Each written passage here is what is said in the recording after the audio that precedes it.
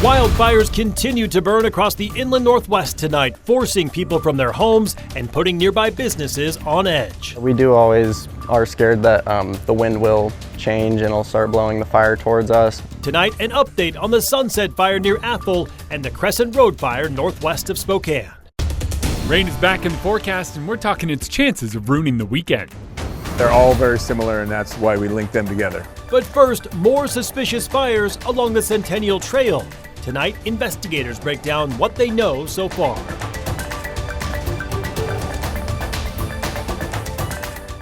Good evening and thank you for joining us for the KREM 2 Night Report. I'm Mark Hanrahan. We start by tracking growing wildfires burning across the inland Northwest tonight. For a second night in a row, people remain evacuated from their homes and crews are hoping cooler, calmer weather helps them get a better handle on the flames. We start in Kootenai County. Level 3 evacuations are in place for a wildfire burning near Athl. Just hours ago, the Idaho Department of Land says it's burned about 1,600 acres so far. We're talking about the Sunset Fire, more than doubling in size since yesterday. The Department of Lands also said it's destroyed 3 structures. Right now, level 1, 2, and 3 evacuations are in place. Here is a look at those level 3 evacuations. All residents on Raven Road, Crosswhite Road, Little Blacktail Road, and east of 2268 Sunset Road should leave now. There is also an evacuation center at the Kokolala Bible Camp for displaced residents. The Bonner County Fairgrounds is open for evacuated livestock on a limited basis, officials say. And as that fire continues to grow, KREM 2's Caitlin Galloway was in Bayview tonight, where businesses are keeping a close eye on the fire line.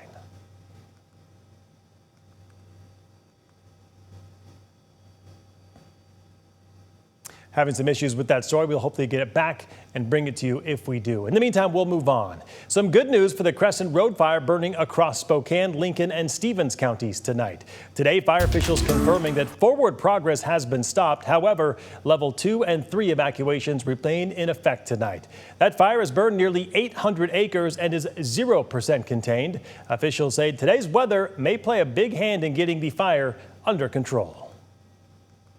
The weather is cooler today, winds will not be as high, and we're expecting to make good progress on containing the fire. Crews hope those conditions and this weekend's expected rainfall will help them contain the fire. Tonight, investigators are tracking more suspected arson fires in Spokane Valley along the Centennial Trail. KREM 2's Connor McAvoy tells us how many fires have sparked in the same today and throughout this week. He breaks down what investigators are doing to try to find out more. The amount of brush fires here on the Centennial Trail in Spokane Valley, like this one right here, has increased so much. The Spokane County Sheriff's Office and the Spokane Police Department are assisting in the investigation.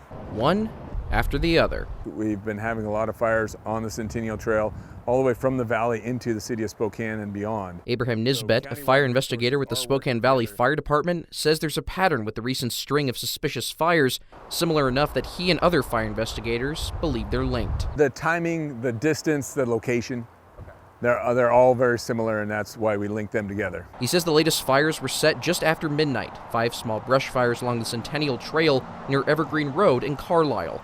Witnesses later told firefighters of another fire at Mirabou Park just down the road. That's where firefighters say they discovered the fire had 8 separate fire starts. The largest one reached half an acre. This follows more fires early Tuesday morning when crews were called to what turned out to be 4 small brush fires, 3 at the Mirabou Trailhead and 1 north and south of Trent Avenue. Last week, investigators arrested 44-year-old Sarah Beal for starting 2 fires along the Centennial Trail in both Spokane and Spokane Valley. That's a dozen brush fires along the trail over the past 2 weeks.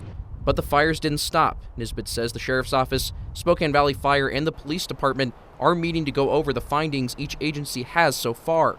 Wildland fires are taking the predominance due to their frequency that we're having right now. It's a pressing issue they fear will lead to homes lost or even worse if the person or people behind the fires aren't stopped, and soon. Countywide resources are working together to put an end to this before we have a loss of life or major loss of property. Connor McAvoy, KREM 2 News. All right, let's talk weather, and a far cry from yesterday with much cooler temperatures today, even a bit of rain creeping in over the coming days. Let's get outside right now to Chief Meteorologist Jeremy DeGoo for more on what we can expect. Jeremy? Mark, I think it's a bit of moisture. Seriously, let's talk it. 74 degrees is where we currently sit. Notice our relative humidity, 34%. We are starting to saturate the atmosphere ahead of a potential round of rain. Temperatures are going to fall tonight, but not as much as you might think. Cloud cover and moisture in the atmosphere keeps us pretty close to 60 degrees. Tomorrow afternoon, because of the warm start, we'll climb back up to near 80, despite a chance of rain and a little bit of cloud cover. Notice it's a little band that moves through in the 7 o'clock hour. Sometimes it puts it here in Spokane, sometimes it keeps it out, but it is likely that we see it set up somewhere here in the inland northwest.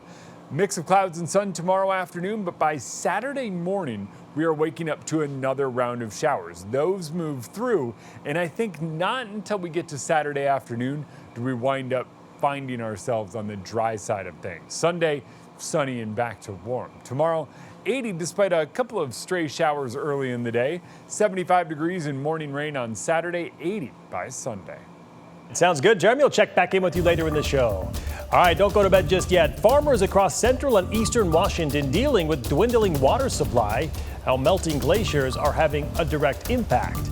But first, detained by ICE thousands of miles away, a Washington mother and her 6-year-old son are now on their way home. That story in 90 seconds.